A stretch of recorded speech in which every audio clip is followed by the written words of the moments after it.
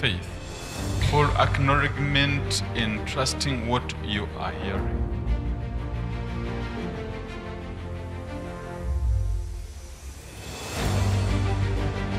Faith comes from hearing and hearing the word of God.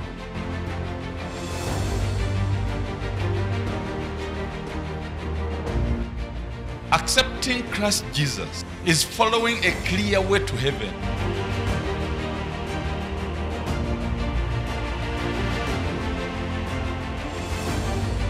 Heavenly Father in Christ Jesus. Kitaffe ali mu ggulu mu Kristo Yesu. Lord, we give our thanks and praise to your holy name. Mukama tukwebaza era tugulumiza erinnya lyo ettukuvu. Thank you for your love, Weebale nnyo olw'okwagala kwo, your truth, amazima go and your kindness. n'okusaasira kwo. Lead us now Tukulembere Guide kaakano, us. tuluŋŋamye by the power of the Holy Ghost. mu maanyi ag'Omwoyo Omutukuvu. In Jesus' holy name we pray. Mu linnya ettukuvu erya Yesu tusabye. You may be seated. Mutuule mu bifo byammwe. Tell neighbor, I love you. Gamba muliraanwa wo nkwagala In Jesus' name. mu linnya erya Yesu. I love you. Nkwagala In Jesus' name. mu linnya erya Yesu. Can you send a message to Jesus? Oyinza okuweereza Yesu obubaka. That I love you, Jesus. Gamba nti nkwagala Yesu. Amen. Amiina. Amen. Amiina. If he is not God, Bw'abanga si Katonda, what type of man it is? musajja nnabakyono. What type of man it is? Hallelujah. What type of man is this? Hallelujah. What type of man it is? Hallelujah. What type of man it is? Hallelujah. Tell neighbor, there is a need Gamba muliraanwa wo waliwo obwetaavu to find out okuzuula what type of man it is. musajja nnabakyono If he is not God, bw'abanga si Katonda. that is our topic today. Ogwo gwe mutwe gwaffe ogwa leero. So when you come into the church, Kale nno bw'ojja mu kkanisa, this is what you should be sure of. kino ky'oteekwa okwekakasa. You must not seek for faith. Toteekeddwa kunoonya kukkiriza. You must acquire faith. Oteekwa okufuna okukkiriza. I'm looking for faith here. Noonya okukkiriza wano, I'm looking for faith there. era okukkiriza nkunoonya wali, nkunoonya eno. Use one word to calculate yourself. Kozesa ekigambo kimu okwebalirira. If he is not God, Bw'abanga si Katonda, what type of man it is? musajja nnabakyono. Is your brother like this? Mwannyoko alinga ono Or your sister? oba muganda wo? Is your father like this? Taata wo alinga omusajja ono Or your grandfather? oba jjajjaawo? What type of man it is? Musajja nnabakyono. Use a simple calculation. Kozesa ekibala ekyangu. This will take us to Matthew 9, Kino kigenda kututwala mu Matayo essula ey'omwenda verse 27. olunyiriri lwa 27. When Jesus departed from there, two blind men followed him, crying out and saying, Son of David, have mercy on us. And when he had come into the house, the blind men came to him, and Jesus said to them, Do you believe that I'm able to do this? They said to him, Yes, Lord. Then he touched their eyes, saying, According to your faith, let it be to you. And their eyes were opened, and Jesus sternly warned them, saying, See that no one knows. But when they had departed, they spread the news about him in all that country. naye Yesu bwe yavaayo abazibe b'amaaso babiri ne bamugoberera nga boogerera waggulu nga bagamba nti tusaasire ng'omwana wa Dawudi. Bwe yatuuka mu nju abazibe b'amaaso ne bajja gy'ali. Yesu n'abagamba nti mukkiriza nga nnyinza okukola kino. Ne bamugamba nti weewaawo Mukama waffe. N'alyoka akoma ku maaso gaabwe ng'agamba nti nga bamukkiriza kibeere gye muli bwe kityo. Verse 32. olwasatu As they went out, behold, they brought to him a man mute and demon-possessed. And when the demon was cast out, the mute spoke, and the multitudes marveled, saying, It was never seen like this in Israel. Awo bwe baali bafuluma ne bamuleetera Kasiru ng'aliko dayimooni. N'agoba dayimooni, Kasiru n'ayogera.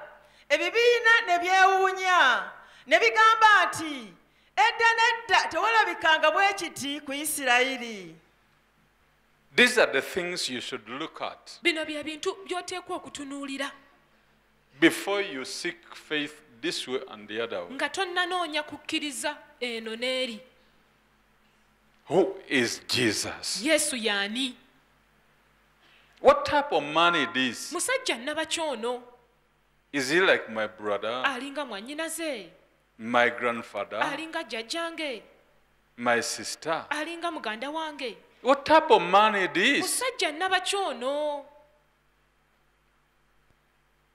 The two blind men had gathered enough information Abazibe b'amaaso ababiri baali bakuŋŋaanyizza okumanya okumala that this man is not a normal man. nti omusajja ono si wa bulijjo.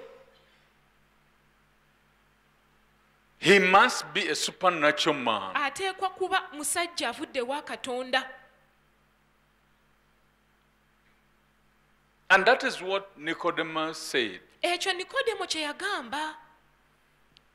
Rabbi, Rabbi, we know that you are a teacher from God tumanyi nti oli muyigiriza eyava ewa Katonda. because no one can do such what you're doing Kubanga teri muntu yenna ayinza okukola bino by'okola unless God be with him. okuggyako nga Katonda ali naye. I'm reading John chapter 3 Nsoma Yokaana essula ey'okusatu from verse 1. okuva ku lunyiriri olusooka. There was a man of the Pharisees named Nicodemus, a ruler of the Jews. This man came to Jesus by night and said to him, Rabbi, we know that you are a teacher come from God, for no one can do these signs that you do unless God is with him. Awo waaliwo omuntu omu Bafalisaayo erinnya lye Nikodemo, mwami mu Bayudaaya. Oyo n'ajja ekiro n'amugamba nti, Rabbi, tumanyi nti oli muyigiriza eyava eri Katonda, kubanga tewali muntu ayinza okukola obubonero buno bw'okola ggwe wabula Katonda ng'ali naye. As you claim to believe Jesus, Nga bw'okaayana ng'ogamba nzikiriza Yesu, nzikiriza as Yesu. you claim to be Christian, Ng'era bw'ogamba nti nze ndi Mukristaayo. there's no class Teri kibiina where you can pass mw'oyinza kuyita 2 plus 2 bbiri bw'ogattako bbiri equals 6. n'ofuna 6. And a teacher said yes. Omusomesa n'akumaaki nga n'agamba okituuse. Hey, this is wrong. Kino kikyamu. Any class, whether it is in whatever language, Ekibiina kyonna kakibe mu lulimi ki kalube lulimi ki. 2 plus 2 bbiri bw'ogattako bbiri must be 4. oteekwa kufuna 4. What do you believe? Ki ky'okkiriza? He asked them a question, Yababuuza ekibuuzo knowing that they are blind men. ng'amanyidde ddala nti bazibe b'amaaso. Do you believe Mukkiriza that I can do this for you people? nti kino nsobola okukibakolera bantu mmwe? So your prayer today, Kale n'essaala yo olwaleero before you spread many words, nga tonnayogera bigambo bingi, be particular on what you believe. beera ku mulamwa era manya ky'okkiriza. Do you believe Okkiriza What you said that you are going to US, kyewagamba nti ogenda mu Amerika, what you are saying that you are going to US, kyogamba nti ogenda mu Amerika, do you believe okkiriza that I, Jesus Christ, I can do this for you? nti nze Yesu Kristo nsobola okukikukolera?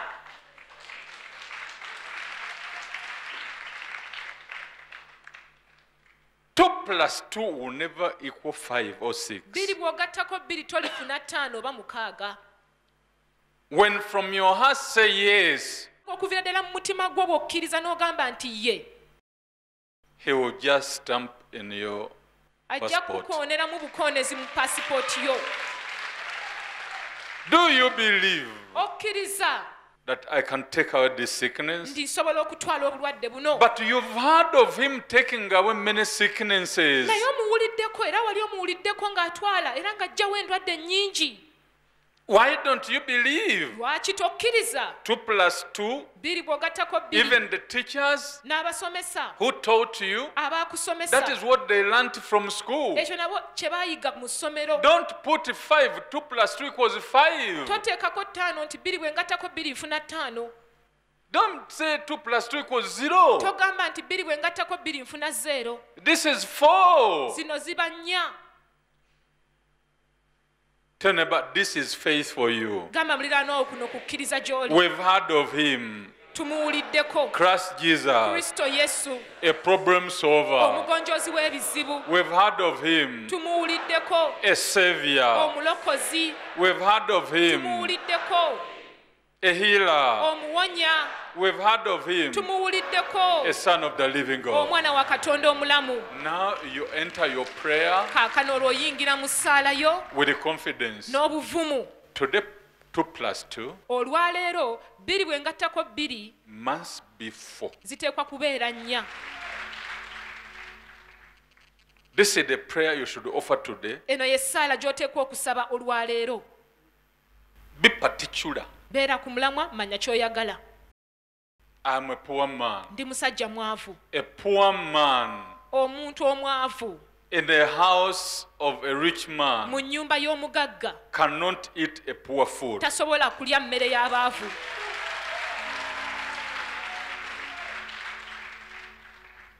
Expect to eat from a rich man's food Suubira okulya ku mmere y'omugagga because you are in a rich man's house. kubanga oli mu nnyumba y'omugagga.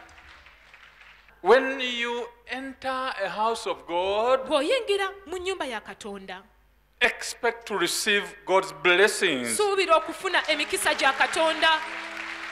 Why now think of misfortunes? Lwaki kaakano olowooza ku bisiraani? This is the issue now. Eno nno y'ensonga kati. You may be listening, Oyinza okuba ng'owuliriza but something still seated in your heart. naye nga wakyaliwo ekitudde mu mutima gwo. That unbelief, Obutakkiriza obwo you must overcome it. oteekwa obbuwangula, oteekwa obbuvuunuka. It is only faith which pleases God. Kukkiriza kwokka kwe kusanyusa Katonda. The day you come out, Olunaku the lw'olivaayo, day you stand up olunaku lw'oliyimirira and say, enough is enough, n'ogamba nti ekimala kimala, today leero it will be all over. byonna bijja kuba biwedde. I tell you the truth, Mbabuulira amazima. but so long as you are seated with your unbelief, Naye bw'ogenda maaso n'otuula n'obutakkiriza bwo, keep sitting in the genda church. maaso ng'otudde mu kanisa. Somebody was offered transport. Omuntu yaweebwa entambula, He was on boda boda, yali ku boodabooda riding to Mombasa. ng'avuga boodabooda paka mu Mbaasa. Then a truck found him. Loole n'emusanga. Then they offered him transportation to Mombasa. Ne bamuwa entambula paka e Mumbaasa. So they told him, take inside your boda boda into the truck. Ne bamugamba boodabooda yo giyingize mu loole. He said, oh, come and sit in front. Bamugamba jangu otuule mu maaso. No. I'll sit where my boda boda Nedda is. nja kutuula wana wali boodabooda yange. Okay. Kale So what the man did, omusajja kye yakola he took the boda boda on the truck n'atwala boodabooda ku loole and sat on the boda era boda. n'atuula ku boodabooda ku loole naye era ng'atudde ku boodabooda. in order to guard his boda boda. asobole okukuuma bodaboda ye. When they reached Bwe Mombasa, baatuuka e Mombasa he removed the boda boda n'aggyako bodaboda and they drove off. n'avuga They n'agenda. said, hey, you cannot even say thank you. Ii munnange tosobola na kutwebaza. You were driving and I was riding. Kati ye n'abagamba nti amwe mwabadde muvuga nga nange neevuga ku bodaboda yange. So here from there, the fuel was over. Kaakati twagenza okutuuka wali nga amafuta gaweddemu. They told him, no. Ne bamugamba nedda. Why? Lwaki? No, I was riding my boda Nedda nange boda. nabadde nvuga bodaboda yange. I don't trust you people. Sibeesiga bantu mmwe.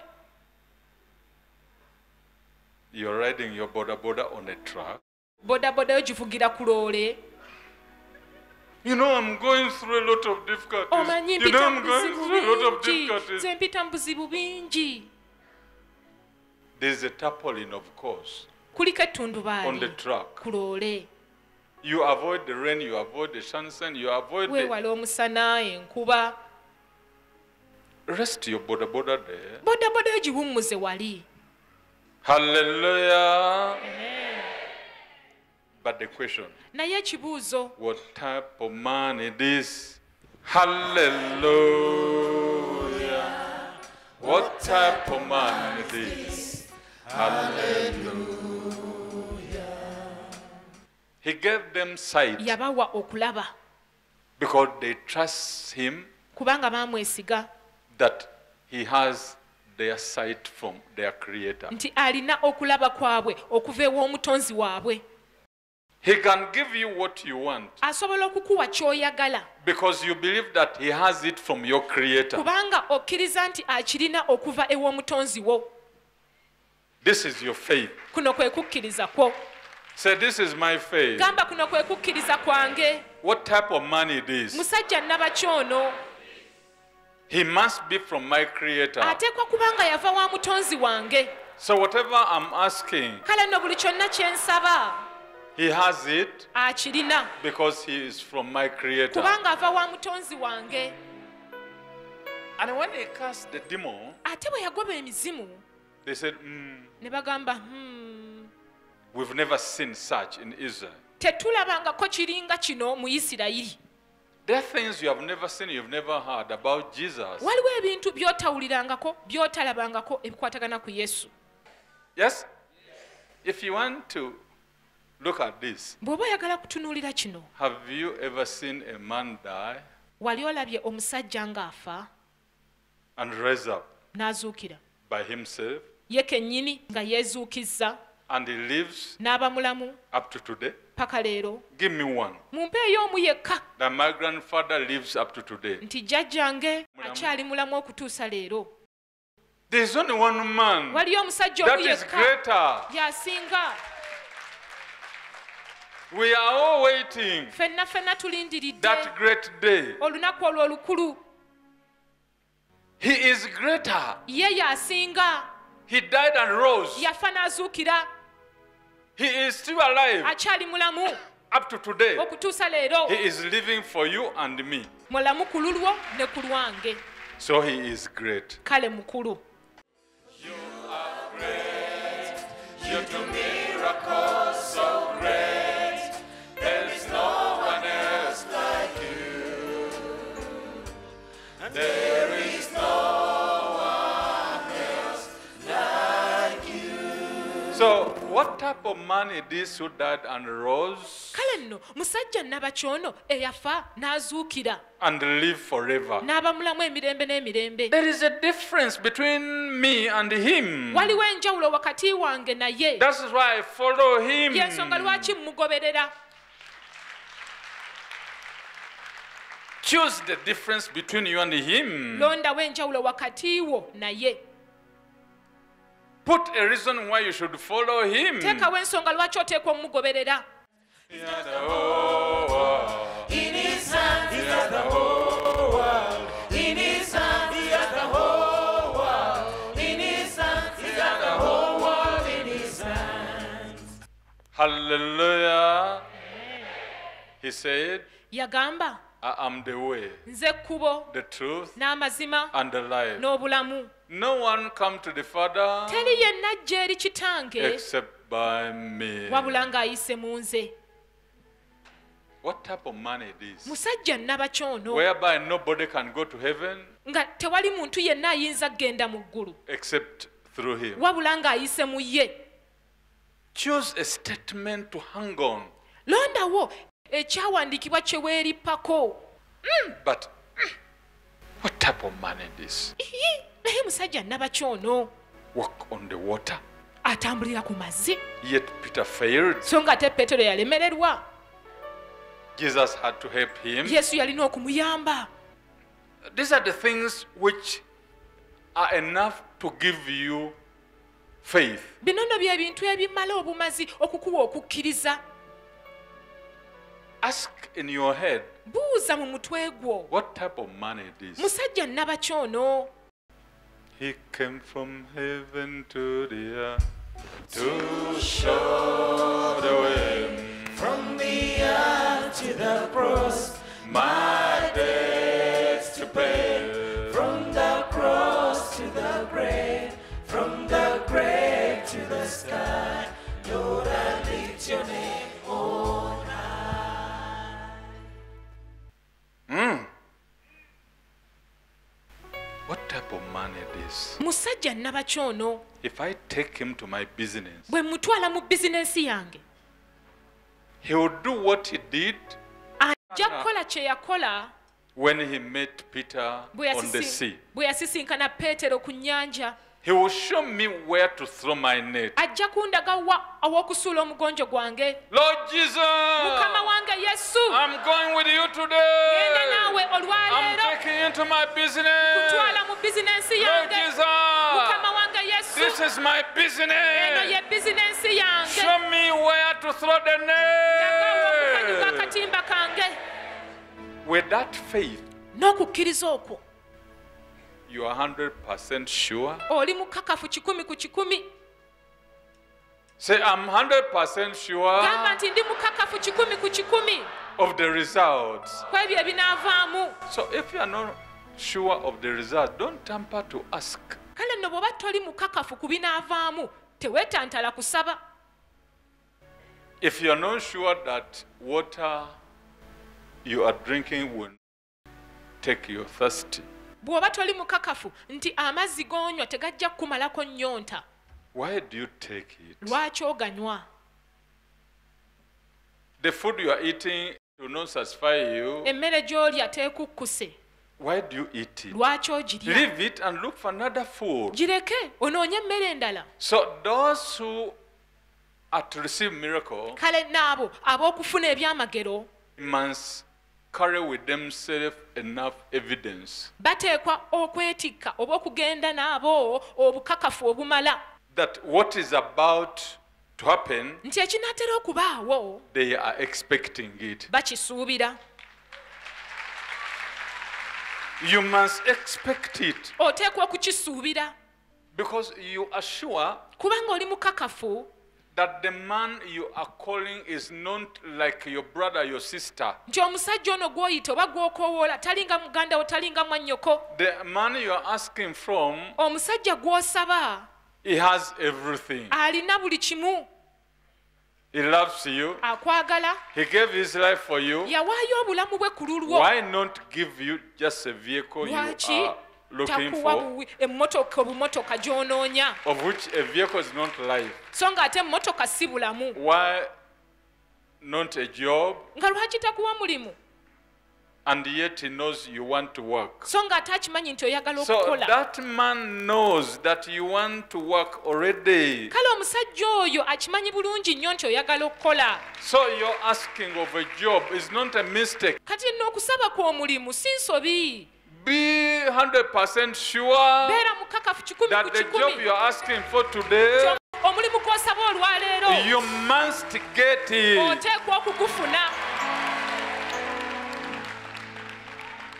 Be 100% sure Beera mukakafu 100 ku 100 that the job you're asking for, nti omulimu gw'osaba this man you are asking the job from, omusajja ono gw'osaba omulimu he is not ordinary man. si muntu wa bulijjo, He is from God. ava eri Katonda, And he has it all. ate abirina byonna. So if he has it all and he loves you, Kati bw'aba abirina byonna ate nga akwagala, he gave his life for you, yawaayo obulamu bwe ku lulwo, what about this small job? kiri kitya eri omulimu guno He had the omutono? whole world. In his hands he has the whole world. In his hands he has the whole world. In his hands he has the whole world. In his hands.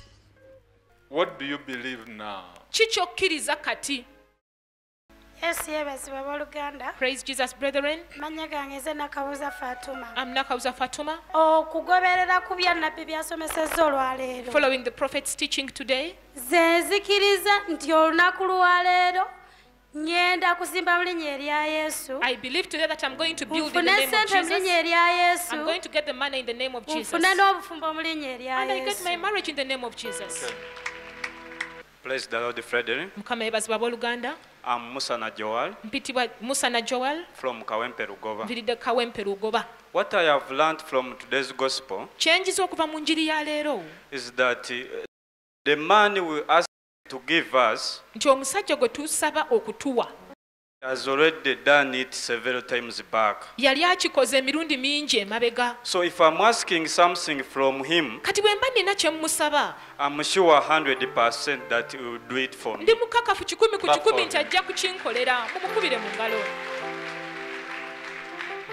So it is like we are in a classroom. Kiringa nti tuli mu kibiina, The teacher is teaching, omusomesa asomesa, but we must sit the test. naye tuteekwa okutuula ebigezo. From the information or from the teaching of the teacher, Okuva ku kuyigiriza okw'omusomesa, we are going to manage our tests. tugenda kusobola okuyita ebigezo byaffe. Testimony just simply means test manage. Ekigambo kino testimony mu ngeri ennyangu kitegeeza test Those who manage. have managed their tests, Abo abasobodde abamanaginze ebigezo test byabwe, managers, ba test manager. you have a test Olina ekigezo from the preaching of today. okuva ku ssomesa okwa leero, Use that preaching kozesa okuyigiriza to okwo manage that test. okusobola ekigezo kyekyo. If you manage it Bw'okisobola and get a miracle, n'ofuna ekyamagero, you come back here olwo ojja kukomawo wano and give a testimony. owe ekiyitibwa testimony. How you Obujulizi. manage the test. Olwo tutegeeze engeri gye wayinzaamu oba engeri gye wawangulamu ekigezo ekyo. That is all. Kyekyo Hallelujah. Because you don't know who is who kubanga tojja kumanya ani y'ani until when the test is before you. okutuusa ng'ekigezo kiri mu maaso Who go. is the giver? Omugabi y'ani? What is his name? Amannya ge y'ani? Who died for you? Ani yakufiirira? Who loves you most? Ani asinga okukwagala? Hallelujah. These are the questions now. Bino nno bye bibuuzo. Whose love is for you? Okwagala kwe kwonna nga kukwo. He didn't look at anything Teyatunuulira kintu kirala kyonna because he loved you. kubanga yakwagala. He came boom, boom, boom, boom. Walked. Yajja full swing. So you don't manage or whatever you are going through. Kale tojja kusobola ebyo byonna by'oyitamu Yes? Unless somebody is standing ahead of you, okuggyako nga waliwo ayimiridde eri mu maaso go calling you akuyita with love. n'okwagala, And it will be that love era kunaaba kwagala which okwo will heal your wounds. okunaawonya ebiwundu byo. Because this you are going through, Kubanga kino ky'oyitamu, it may wound you somewhere, bino byonna by'oyitamu biyinza okukukosa mu ngeri emu oba endala. but after naye oluvannyuma the healer is standing before you. omuwonya ayimiridde mu maaso go. He will heal you all the wounds ajja kukuwonya ebiwundu byo byonna and he will wipe away all your tears. olwakusangula amaziga go gonna. Hallelujah. That love took him to the cross. okwagala okwo kwamutwala ku musaalaba e Kalivaliyo. So you are seated here, kale nno otudde wano but with a test. naye n'ekigezo Which test will enable you see the love of God ekigezo ekinaakusobozesa okulaba okwagala kwa Katonda and how much he loves you n'engeri gy'akwagalamu and how much powerful he is. n'engeri gy'ali ow'amaanyi. Listen to this. wuliriza kino. Sometimes we people don't realize it. ebiseera ebimufa abantu kino tetukitegeera. John 14. Yokaana 14. Listen to this and have courage. wuliriza kino ofune obuvumu. Verse 13. olunya olwe 13. And whatever you ask in my name, that I will do, that the Father may be glorified in the Son. na buli kye munaasabanga mu linnya lyange ekyo nnaakikolanga kitange agulumizibwenga mu mwana. What does it say? kigamba kitya? Meaning that Jesus is more willing ekitegeeza nti Kristo Yesu ayagala nnyo to see you through. okukuyisaamu.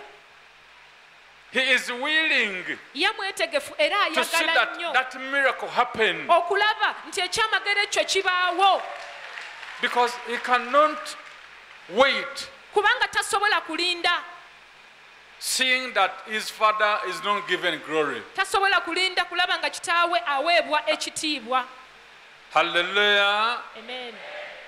Oh, whatever you want, buli byonna byonna by'oyagala he will do it ajja kubikola to see that his Father okulaba nti kitaawe is given glory. aweebwa ekitiibwa. Thank you, my God. weebale nnyo Katonda Thank you, wange. Jesus. weebale nnyo Thank you, Yesu. my God. weebale nnyo Katonda wange. Hallelujah. Amen. Is it poverty with you? bwavu bw'olina Have faith in God. ba n'okukkiriza mu 2 Katonda. plus 2 equals biri 4. bw'ogattako 2 ofuna 4. Say today, gamba nti olwaleero there must be a sign. wateekwa okubaawo akabonero. There must be a sign wateekwa okubaawo akabonero on my situation, ku mbeera yange my place of work. gye nkolera. There must be a sign. wateekwa okubaawo akabonero My mu family, famire yange, my home. amaka gange. There must be a sign. wateekwa okubaawo akabonero.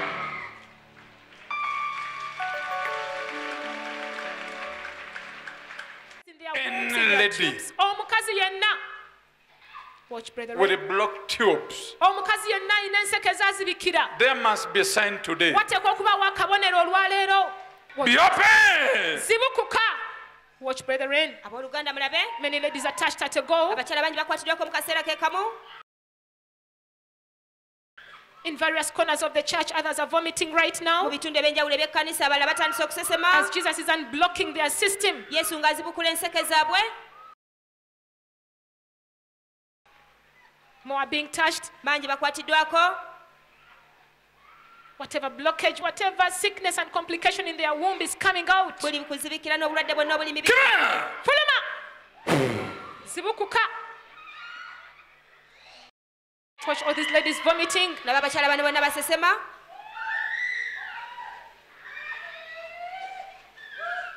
As the Lord Jesus is delivering them by unblocking their system, their tubes, their womb. nga mukama waffe yesu kristo abasumulula ng'azibukula enseke zaabwe n'abaana waabwe Watch what our sister is vomiting out. labe muganda waffe byasesema Whatever blockage is coming out in form of blood.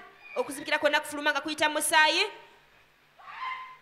Watch on the screens of a television. labe ku ntimbe zammwe Many ladies are touched as per the prophetic word abakyala bangi bakwatiddwako olw'ekigambo eky'obunnabbi that was made in faith that every lady with a blockage in her tubes, in her system, in her womb, ekikoleddwa mu kukkiriza nti buli mukyala alina okuzibikira mu nseke ze ne munnabaana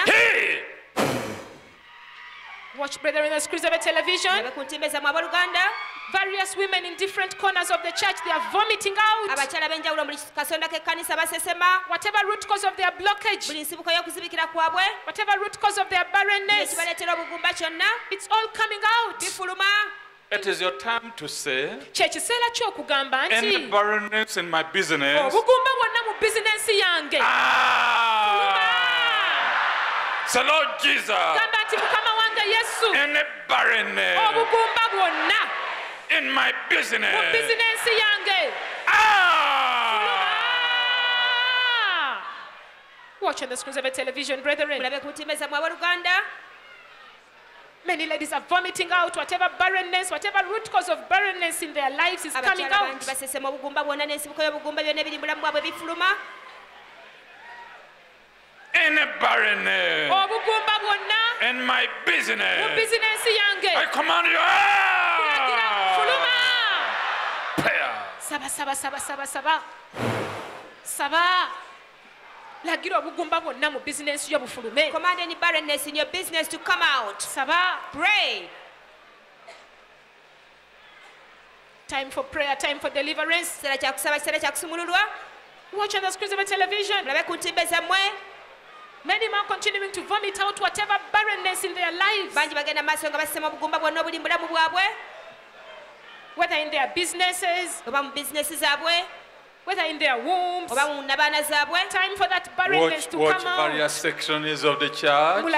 Mulabe ebitundu ebyenjawulo eby'ekkanisa. Many ladies are touched in various sections of the church, abakyala bangi bakwatiddwako mu bitundu eby'enjawulo eby'ekkanisa and they are vomiting out whatever root cause of barrenness, era basesema buli nsibuko y'obugumba whatever blockage in their system, buli okuzibikira okuli mu nseke zaabwe in form of blood as you're watching, kufuluma musaayi guno gwe mulaba because of whatever cancerous substance is coming out, buli kokolo yenna abalimi biri afuluma in form of this blood and pus, okuyita mu masira gano n'omusaayi and all the poisonous fluids are coming out. n'obutwa bwonna bufuluma Whatever blockage is coming out. buli kuzibikira kwonna kufuluma You can watch on the screen. mulabe ku ntimbe zammwe Watch on the screens of a television. mulabe ku ntimbe zammwe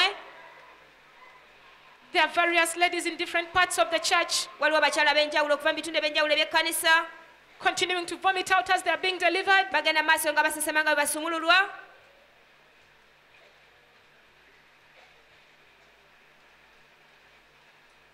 You can watch what our sister has vomited out. mulabe muganda waffe byasesemye Whatever blockage, whatever cancerous substance, whatever poisonous substance, whatever blockage is coming out. buli kuzibikira kwonna buli kookolo yenna afuluma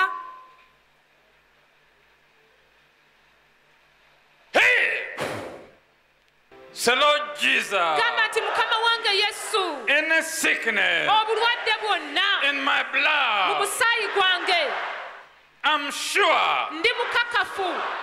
Jesus, Yesu, you are the healer. gwe muwonya. Sickness, Obulwadde, fuluma. Fuluma. Watch on the screens of a television. mulabe ku ntimbe zammwe Many more are continuing to vomit out their sickness. bangi bagenda mu maaso nga basesema endwadde zaabwe Whatever sickness and disease in their blood, buli ndwadde n'endwadde ebiri mu musaayi it's all gwabwe coming out. byonna bifuluma so Lord Jesus, Gamba nti Mukama wange Yesu, any disease obulwadde bwonna in my mu body, mubiri gwange,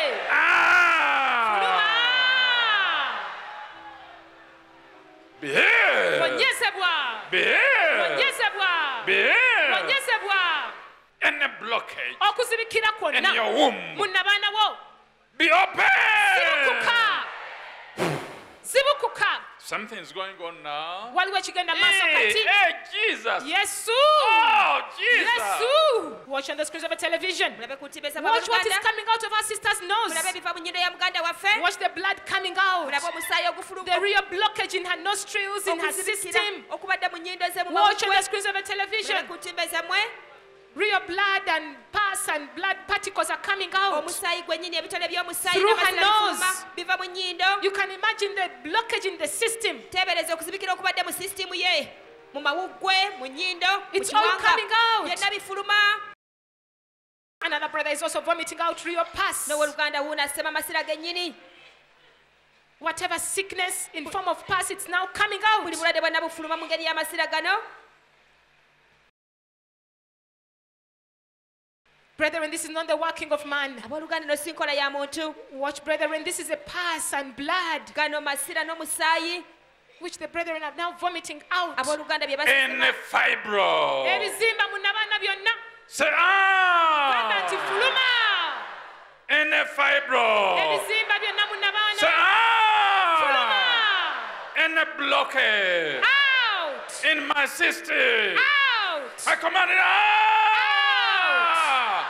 Out. Out. Out. Out. Out. Out. In a blockade. Okuzibikira kwonna In your urinary system. mu nseke ezitambuza omusulo. Ah!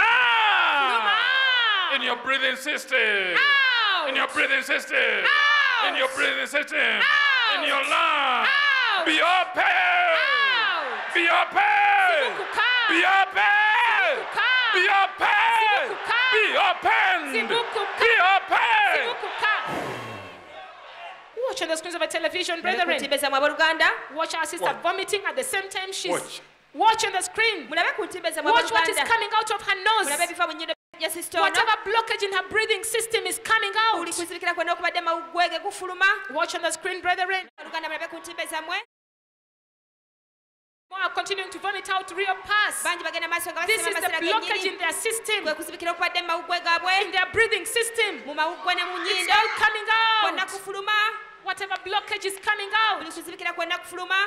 Watch on the screens of a television. Mulabe ku ntimbe zammwe. This is pus, blood, and poisonous fluids. Gano masira, musaayi n'amazzi gonna ag'obutwa. It's all coming out. Byonna bifuluma. This has been the sickness hiding in their bodies. Buno bwe bulwadde obadde bwekwesa emibiri There is gyabwe. a woman right now, blood is coming down. Mu kaseera kano waliwo omukazi akulukuta omusaayi kati. Yes, it's coming down. Omusaayi akulukuta omusaayi kati. Watch on the screens of a television. Mulabe ku ntimbe zammwe. This lady, blood is coming out of her. Ono omukyala omusaayi gumuvaamu. Remember, man of God prophesied that every lady with a blockage in her fallopian tubes in her womb should come out. Watch the screen television. Watch on the screens of a television. Mulabe ku ntimbe zammwe abooluganda. Watch the blood coming out of our sister. Mulabe omusaayi oguva mu sisita waffe ono. This clearly proves Kikakasiza ddala. that the tubes are being unblocked in her Enseke system. ze zizibukulwa nabaana azibukulwa. This is against her will, brethren. Kino kikolebwa nga Women with tekyayagala. fibros, Abakazi abalina ebizimba mu nabaana. time fibros out. Kyekiseera ebizimba bifulume. Hey! Fuluma! Hey! Fuluma! In the name Jesus. Mu linnya erya Yesu. Deliverance is going on for many. Okusumulula kugenda maaso eri abantu bangi. Watch, brethren. Abooluganda mulabe. Watch our sister vomiting out pus. Mulabe muganda waffe asema amasira. In every corner of the Mu buli church, kasonda k'ekkanisa. men and women are being touched at this moment. Abakazi n'abasajja bakwatiddwako mu kaseera kano. There are 8 women. Waliwo abakazi 8 Blood is now coming mu out. kaseera kano bakulukuta musaayi. Fibrosis is coming out. Ebizimba mu nabaana bifuluma. As I touch my Nga bwe stomach nkwata ku lubuto and lwange. a blockage Okuzibikira in kwonna your mu womb. nabaana As wo. I touch my Nga bwe stomach, nkwata ku lubuto I'm lwange. touching your womb, Nkwata woman. ku nabaana wo nnyabo. Kutte ku lubuto I'm lwo. touching your womb right now. Nalongo. Nalongo. Nawe ntukutte ku lubuto lwo. I'm- Hey, Jesus! Yesu. Watch on the screens of a Mulabe television. ku ntimbe zammwe. You can see, brethren. Abooluganda Our mulabe. sister is vomiting out particles of blood. Muganda waffe asema ebitone by'omusaayi. Watch, brethren. Abooluganda mulabe. This is the real sickness that would have terminated her Buno life. bwe bulwadde bwandikomeza obulamu. Watch on the screens of a television. And She's the blockage vomiting. in your womb. Okuzibikira kwonna mu nabaana wo. Whatever blockage is being commanded to come Buli out. kuzibikira kwonna kulagiddwa kufulume. Those women who are fibros coming out, Abakazi abo abalina ebizimba mu nabaana bifuluma kaakano. Time for every blockage to come out. Kyekiseera buli kuzibikira kwonna Time kufulume. for every uterine fibroids to come Kyekiseera out. ebizimba byonna ebiri mu nabaana bifulume. You can watch on the screens of a television. Mulabe ku ntimbe zammwe. Whatever blockage, whatever inflammation in the fallopian tubes, Buli kuzibikira kwonna n'endwadde eziri mu nseke zaabwe. it's all coming out right now. Byonna bifuluma mu kaseera kano. Prayer, prayer, prayer, prayer, Musabe, prayer. musabe, musabe, Be in musabe. attitude of prayer, Beera mu mbeera brethren. ey'okusaba buli muntu. You can see many are being delivered. Mulabe bangi basumululwa mu kaseera kano. Whatever blockage is Buli coming kuzibikira out, kwonna kufuluma. whether the sickness is in the blood, Oba endwadde eri mu musaayi. or in the tubes, oba mu nseke it's all coming out yonna right yonna now. bwe yeekwesa efuluma kaakano. Fuluma! Fuluma! Fuluma! Fuluma! Fuluma! Fuluma! Fuluma! Any barrenness, Obugumba bwonna, any fibroid, ebizimba byonna. come on. Fuluma! Fuluma! Fuluma! Fuluma! Any weakness in your body. Obunafu bwonna mu mubiri gwo. Fuluma! Watch on the screens of a television. Mulabe ku ntimbe zammwe. You can see our brother vomiting out pus, Mulabe muganda waffe asema amasira. poisonous fluids, Amazzi gonna ag'obutwa. blood. Omusaayi. It's all coming out. Byonna bifuluma. This is the real cancer hiding in their bodies. Ono ekkokkolo yennyini yeekweka mibiri gyabwe. Whatever blockage in their system is coming Buli out. kuzibikira kwonna okuli mu sisitimu zaabwe kufuluma. Prayer, prayer, prayer, prayer, prayer. Buli muntu w'olisaba. Whatever complication in the digestive system, Buli kyonna ekirwadde ekiri mu byenda by'omu lubuto lwo. whatever complication in urinary system, Buli kirwadde Be ekiri open. zibukuka.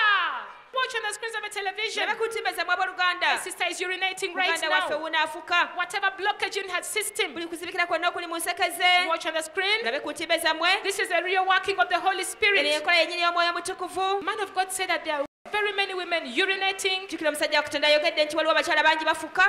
Watch on the screen. Mulabe ku ntimbe zammwe. Our sister is urinating. This is the blockage that has been in her tubes. Muganda waffe afuka okuzibikira kwonna okubadde mu nseke ze. And she's not only one. Ate si omu yekka. Another lady is also urinating. Waliwo n'omukyala omulala afuka. Whatever cause of blockage in her system Buli is coming nsibuko out. y'okuzibikira mu sisitimu mu nseke ze yenna Watch on the efuluma. screen television. Maaso ku lutimba abooluganda. Many ladies are touched and they're urinating. Abakyala bangi bakwatiddwako era bafuka. This is the blockage that has been in their system, the Kuno kwe kuzibikira fibroids, okubadde mu nseke zaabwe ebizimba bonna baana. whatever inflammation is coming Buli out. bulwadde bwonna bufuluma. Time for deliverance, time for deliverance. Kiseera kya kusumululwa abooluganda. Whatever blockage in your system is coming out Buli right kuzibikira now. kwonna okuli mu sisitimu y'okufuluma kaakano. Many are vomiting in various sections of the church. Bangi basema mu bitundu eby'enjawulo eby'ekkanisa. Whatever blockage in their system is coming Buli out. kuzibikira kwonna okuli mawuggwe gaabwe mu sisitimu kufuluma. Watch on the screen of a television. Mulabe ku ntimbe zammwe. Many vomiting out in form of blood and pus and saliva and poisonous fluids. Bangi basesebwa omusaayi, amazzi. Fuluma! Watch on the screens of a television. Mulabe ku ntimbe zammwe. Many are continuing to vomit their sickness Bangi bagenda maaso nga basema endwadde zaabwe. and whatever they ate from the table of the enemy. Na buli kyonna kye baalya ku mmeeza y'omulabe. Ha! Fuluma! Somebody, ah! Fuluma! Watch deliverance going on. Naba okusumulwa okugenda mu maaso. Whether man or woman, Oba mukazi oba musajja, that blockage is coming out. okuzibikirwa okwo kufuluma. Ah! Say, Ambye ah! fuluma! Fuluma! Ah! Fuluma! Ah! Fuluma! By the name Jesus. N'erinnya Yesu. Behave. Wonyezebwa. Behave. Wonyezebwa. Be delivered. Sumululwa. You can watch our sister is being delivered. Mulabe muganda waffe asumululwa. Oh, the sickness is coming out Endwadde zonna zifuluma. through the nose, through the mouth. Okuyita mu nnyindo ne mu kamwa.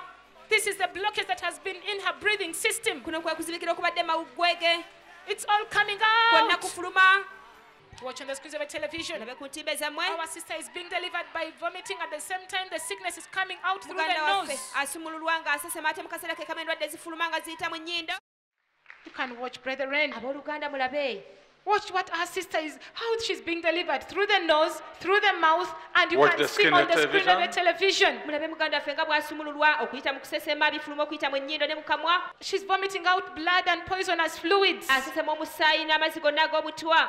Fuluma! Wash her, O Lord, Munaze ayi Mukama with your blood. n'omusaayi gwo. Let's listen to those who have vomited Katuwuliriza abo abasesemye and those who urinated. n'abo abafuse. You Okay, can your watch on name. the screen, brethren. Mulabe ku ntimbe zammwe abooluganda. Our sister who has vomited out blood. Muganda waffe asesemye omusaayi. Let us listen to her. Katumuwulirize. nze naalongo nalukwago mariamu nga nviiridde kazo My name is Nalongo Nalukwago Mariam from Kazo. maze emyaka 6 nekizaala gumba nga nazibikira enseke nga nina n'ebizimba mu nabaana naze wano ku makya nga olubuto lunnuma mu nseke nga munnuma For 6 years I've been having secondary infertility with blocked fallopian tubes and also uterine fibroids. kati musajja wa katonda wabadde nga atandise okusabira abakyala balina kizaala gumba When the man of God started praying for the women with secondary infertility and the barrenness, n'ab'ebizimba mu lubuto, and those who have uterine fibroids. n'ayogera amannya g'abantu abakyala 8 He bagambye. mentioned the names of the women. He talked about 8 women. Nange mbadde nga nnumizibwa mu nseke nga olubuto lunnuma. Me too have been having pain in my fallopian tubes with pain in the Kati lower bw'ayogedde abdomen. amannya n'agamba waliwo ne Naalongo gwe nkwata ku lubuto lwe, nange ne ŋŋamba Mukama man of God gw'ayogerako yenze kubanga nze Naalongo ne nfukamira wansi. Among the names man of God mentioned, he mentioned the name Nalongo, and I'm Nalongo, so I knew man of God was touching me as he was touching his stomach, so I knelt down. Ngenze okulaba nga ntandika okusesema omusaayi, Suddenly I started vomiting blood. era ngenze okuwulira ng'ensekere zikyannuma, I felt there was no more pain in my fallopian tubes. ate mbadde nina n'ebirooto ebibi. I also had bad dreams. Ne neebaza Mukama nti nange mbabadde ayogera nange ndabye olwaleero, era kati mpulira ndi wa ddembe. I thank Jesus because among those the prophet has located and mentioned their names, I'm among them, and I feel I am free. Neebaza Yesu okunsumulula era okumponya ebizimba n'okuzibikira kw'enseke. Ekitibwa ntendo nkiddiza Yesu. I thank Jesus for healing me, for unblocking my tubes, and for healing me of the uterine fibroids. Glory and honor back to Jesus. Clap your hands for Jesus. Katukubira Yesu engalo. Amanya gange nze Nnabawanuka Grace. My name is Nabawanuka Grace Nviiridde Lutete. from Lutete. Sajja Katonda walagidde tusabe When the man of God told us to pray, buli awazibikira wherever there is blockage, badde n'ekintu mu lubuto wano ne mu kiwato I had something I was feeling in my stomach nga and in the waist. kinsimbye awo. I was feeling a sharp pain. Sajja Katonda agambye emmere y'omulabe gye walya The man of God said, whatever food you ate nempulira from nga the enemy, kyambuka mu lubuto I paka felt it radiating upwards n'ekisesema wane n'omusaayi. into the stomach, and then I vomited out this blood. Watch, brethren. Watch what our sisters vomited out. Mulabe muganda waffe byasesemye. There is pus, there is Mulimu blood, amasira, there are omusaayi, clots of blood, ebitole all the by'omusaayi poisonous omuddugavu, fluids, amazzi gonna all the ag'obutwa, cancerous substances come out. buli kookolo yenna afulumye. Brethren, clap for Jesus for what he has done. Abooluganda mukubire Yesu mu ngalo lwa kino ky'akoze. Neebaza Yesu okumponya I kuba thank kati Jesus mpulira for bulungi ne healing musajja Katonda okunsabira. Right now I feel very fine. I thank man of God for praying Kitiibwa for me. n'ettendo nkiddiza Yesu. Glory, honor back to Jesus. Amannya gange nze Rose Mwanje Akiki. My name is Rose Mwanje Akiki. Musajja wa Katonda abadde ng'asaba When the man of God was praying, ne nkwatibwako ne nsesema. I was touched and I Mbadde started vomiting. n'obuzibu bwo buli kye mbadde ndya nga nsesema, I emmeeme nsinduukirira nga nina n'obuzibu okugulu. I had a problem of nausea. Whatever I would eat, I would feel like vomiting, and I also had a sickness in my leg. Bino bye nsesemye. Watch what our sister has vomited out. Mulabe muganda waffe byasesemye. Pus, Ganda blood. masira. This is the real sickness in her body that has come out. Omusaayi n'obulwadde bwonna obubadde mubiri gwe bufulumye. Brethren, clap for Jesus. Abooluganda tukubira Yesu engalo. Who Thank can the do healer's this? name, Mwebaze Christ Jesus. omuwonya Kristo Yesu. Thank the healer's name, Christ Mwebaze Jesus. erinnya ly'omuwonya Kristo Yesu. There's nothing that he will not do for you Tewali ky'atasobola kukukolera because he loves you. kubanga He akwagala. died for you and me. Yakufirira gwe He nange. gave his life for you and me. Yawaayo obulamu bwe He will kulwange give all naawe. whatever to glorify the name of the Father. Ajja kuwaayo buli kyonna ekyetaagisa okusobola okugulumiza erinnya lya Katonda Kitaffe. Namuddu Fiona. My name is Namuddu Fiona Mbiridde Nansana Yesu amala. from Nansana Yesu Amala. Mbadde mpita mu mbeera y'okulumizibwa omutwe buli we mbeera ndowooza okusinziira ku mbeera gye mpitamu nga nnuma omutwe. Because of stress, I've been having a headache. Katonda wagambye blockage ezi zonna ezaatusigalamu When man of God commanded all the blockages in our bodies kutuke. to come out and to be broken, Mbadde simanyi binva mu nnyindo. I didn't know what came out of my Naye nose. ngenza okwetunulako nga ndaba ekintu kirebeta sikitegeera. Checking, I saw a substance clotted Magembage mukwano gwange mpeereza akatambala nga simulaba. coming out of me. I looked for a Ngenza olaba handkerchief. nga bandeetera savieti ngenza osimbula nti nga ndaba A musaayi. tissue was brought to me, and on watch Neebaza my Yesu era nose. nzikiriza nti leero mponye. This is what has come out of my nose. I thank Jesus. I know that I'm healed today. Clap your hands for Jesus Christ. Atukubira Yesu Kristo mu ngalo. Watch on the screens of a television what our sister has vomited and at the same time what has come out of her nose. Mulabe ku ntimbe zammwe muganda waffe byasesemye n'ebyo ebimuvudde mu nnyindo. You can see the clots of blood that have come out of her nose Mulabe ebitole by'omusaayi ebivudde mu nnyindo ye and the pus which she has vomited as well. n'amasira gano gasesemye. Clap your hands for Jesus. Katukubira Yesu engalo. Remember, she said she had a headache. Jjukira agambye abadde alumizibwa So omutwe. that blockage has all come out. Kati okuzibikira kwonna okubadde ku Somebody mutwe. just wakes up in the morning, she's dead. Omuntu azuukuka buzuukusi ku makya ng'afudde. And you say, no, she was okay. n'ogamba yabadde bulungi But yasuze bulungi look at that, look at that. naye mwetegereze omukyalo ono ebimuvuddemu mu nnyindo. Praise Jesus Christ, brethren. Yesu Kristo yebazibwa abooluganda. My name is Akesh Jolie. Bitibwa Kesi Jole. I come from Lutete. Nva Luteete. Well, the man of God was praying and Sajja commanding Katonda. any blockages in the urinary system. Sajja Katonda bw'abadde ng'asaba ng'alagira buli kuzibikira kwonna okuli mu nseke ezitambuza omusolo okufulume. Immediately, I felt like vomiting Amangu ddala mpulidde nga njagala kusesema because I've been having infection in my private parts. It was itchy. kubanga mbadde n'obuzibu mu bukyala bwange nga bunsiiwa. Yeah, and after vomiting, now I feel I'm okay. Era nga mmaze okusesema bino mpulira kati nteredde mponye. I vomited these substances. I Nsesemye don't- ebintu bino bye mulaba. Look at what our sister has vomited Nabe out. muganda waffe byasesemye.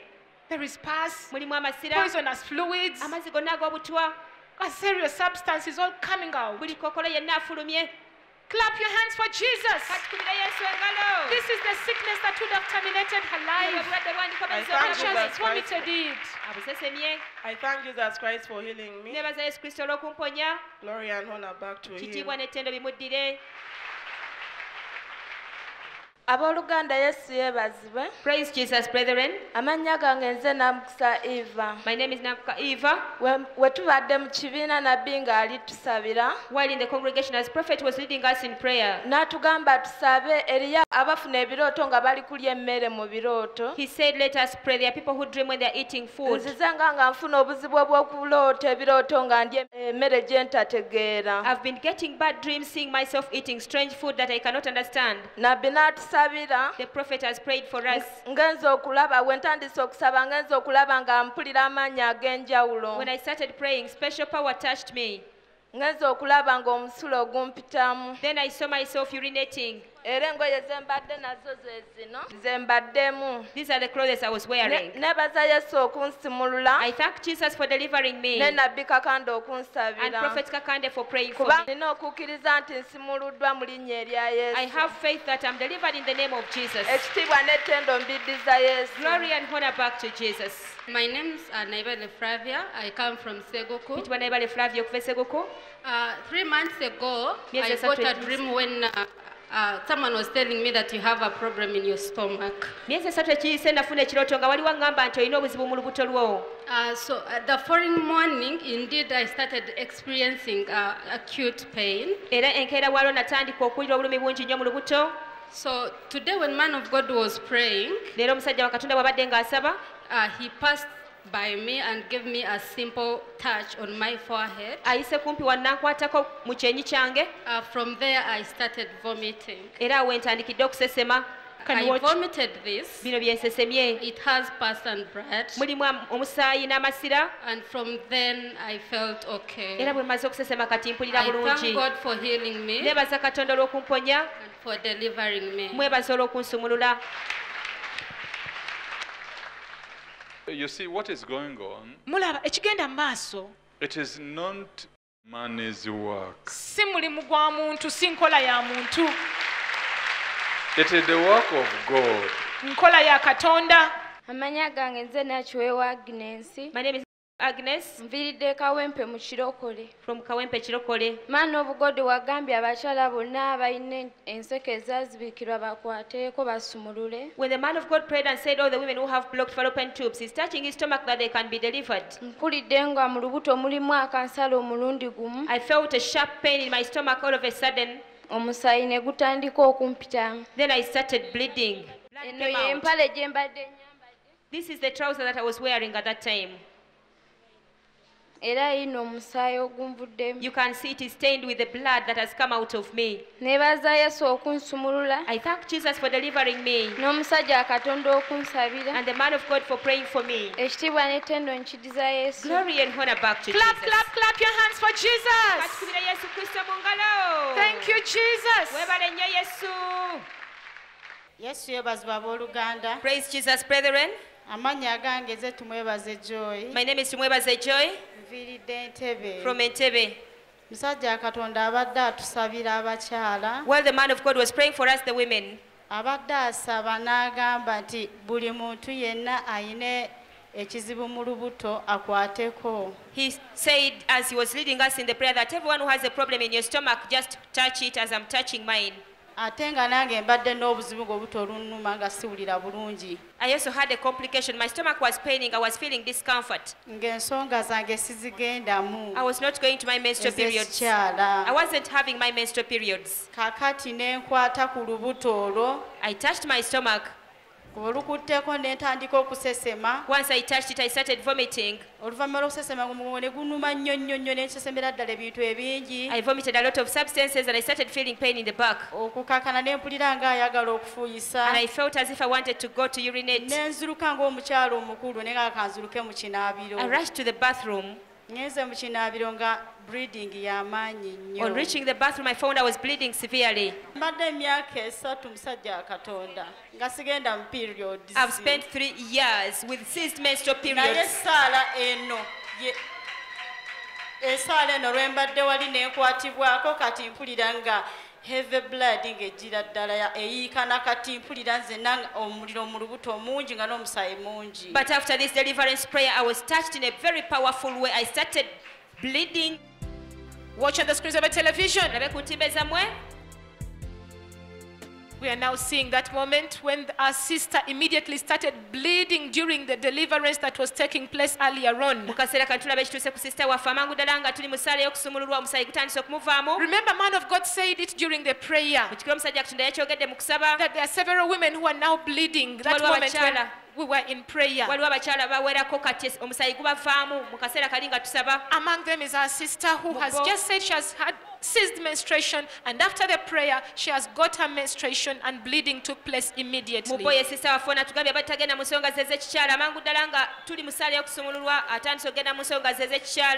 for Jesus. Clap for Jesus. Those who are poor, this is a sign to you. Hallelujah. Amen. Immediately something is going on. God is good. Katonda mulungi. Olw'okunsumulula ne musajja Katonda okunsabira ekitiibwa ndetenda obiddire Mukama. I thank Jesus for setting me free. Thank you, man of God, for praying for me. Glory back to Jesus. No healer like Jesus Christ. Let us clap for him for the wonderful, wonderful healings that he has done in the lives of many. Give God glory, give God glory.